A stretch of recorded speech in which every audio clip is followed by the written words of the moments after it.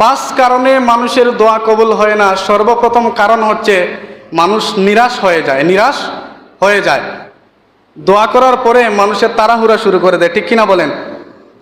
মানে দোয়া করার সময় বলে, ইস দোয়া তো শেষ করিলাম, আমার দোয়া তো কবুল হয় না, ভিতরে তো শান্তি লাগে না, তাড়াহুড়া শুরু হয়ে গেছে।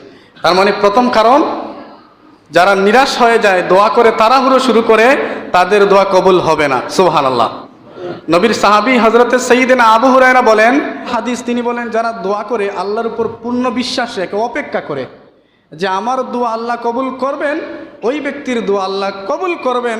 আর যে ব্যক্তি দোয়া করে নিরাশ হয়ে তাড়াহুড়ো করে, ওই ব্যক্তির দোয়া কিয়ামত পর্যন্ত যদি করে, তার দোয়া কবুল হবে।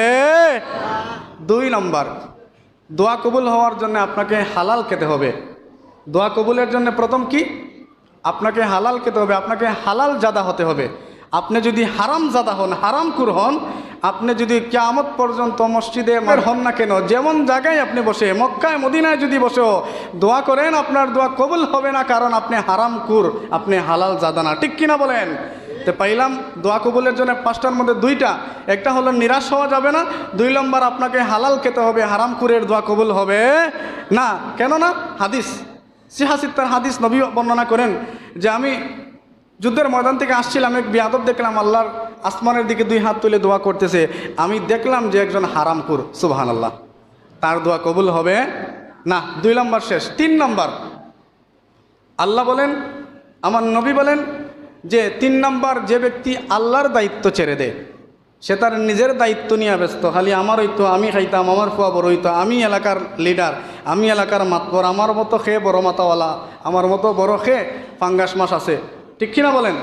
আমি তো এলাকার সত্তা। যে আল্লাহর দায়িত্ব ছেড়ে নিজের দায়িত্ব নিয়ে নেয়, আল্লাহ বলেন তানহা আনিল ফাহশাই ওয়াল মুনকার, ওই ব্যক্তির দোয়া কবুল হবে না। যে নেক কাজের দিকে আদেশ করে না আর বদ কাজ থেকে নিষেধ করে না, ওই ব্যক্তির দোয়া কিয়ামত পর্যন্ত কবুল হবে না। 3 নম্বর পেলাম, যে যারা আল্লাহর দায়িত্ব ছেড়ে দেবে, তাদের দোয়া কবুল হবে না। আসেন 4 নম্বর। এই প্রশ্নগুলো আমাকে অনেকে মেসেঞ্জারের মধ্যে করে বলে, হুজুর দোয়া কবুল হয় না, এইরকমের কিছু হাদিস আমাদেরকে বলবেন। 4 নম্বর, আত্মীয়তার সম্পর্ক ছিন্নকারীর দোয়া কিয়ামত পর্যন্ত করলে কবুল হবে না।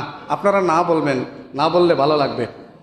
আত্মীয়তার সম্পর্ক ছিন্নকারী, নবীর হাদিস, সিহাসিত্তার হাদিস, যে ব্যক্তি আত্মীয়তার সম্পর্ক ছিন্ন করবে, ওই ব্যক্তি সে কবিরা গুনার চাইতে বড় গুনাহ করল। সুবহানাল্লাহ।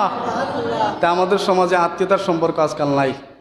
সামান্য স্বার্থের জন্য বাইয়ে বাইয়ে মাইল লাগাইয়ে দেয়, এরকমের মুনাফিক আমাদের সমাজে বড়া, ঠিক কিনা বলেন? বালা করে মাইল লাগাইয়ে দেয়া তুই রাখে, বাইয়ে সম্পর্ক নাই, ভাই বোনের সম্পর্ক নাই, চাচা ভাতিজার সম্পর্ক নাই। একেবারে এত অবস্থা খারাপ যে তীর আর দনু, একজনে আরেকজনের দেখলে মনে হয় যেমন খুনানো মারিয়া তৈরাব গুম করিয়া, ঠিক কিনা বলেন? তার মানে আত্মীয়তা ছিন্নকারীর দোয়া সারা কিয়ামত পর্যন্ত করলে দোয়া কবুল হবে? আরো জোরে বলেন, হবে? তাহলে আপনারা আমার কথা বুঝরা। 5 নম্বর, দোয়ার মধ্যে মনোযোগ থাকতে হবে। সম্পূর্ণ মনোযোগ সহকারে দোয়া করলে ওই দোয়া কবুল হয়। আমাদের দোয়া কীরকম জানেন? এইরকম, আল্লাহ, কিনা বলেন? দোয়ার মধ্যে পূর্ণ মনোযোগ থাকতে হবে, একই এখলাস থাকতে হবে, আদব থাকতে হবে। অনেকের উপরে লাগলে কিচ্ছু করার নাই ভাই, কিচ্ছু করার নাই। কোরআন হাদিস কইমুখ উপরে লাগলে কিচ্ছু করার নাই। আদব শিখতে হবে। এগুলা কোরআন হাদিসের এখানে কথা বলতাম না। দোয়ার মধ্যে পূর্ণ মনোযোগ থাকতে হবে, তাহলে আপনার দোয়া কবুল হবে। পূর্ণ মনোযোগ মানে কি? আপনার দোয়ার মধ্যে এইরকম, ফকিরে যখন বলে, আল্লাহ আমার 4টা ভিক্ষা দাও, আমি বড় গরিব রে বা, আমার বিকালে খাওয়ার কিচ্ছু নাই, আমার 4টা ভিক্ষা দেও রে বা।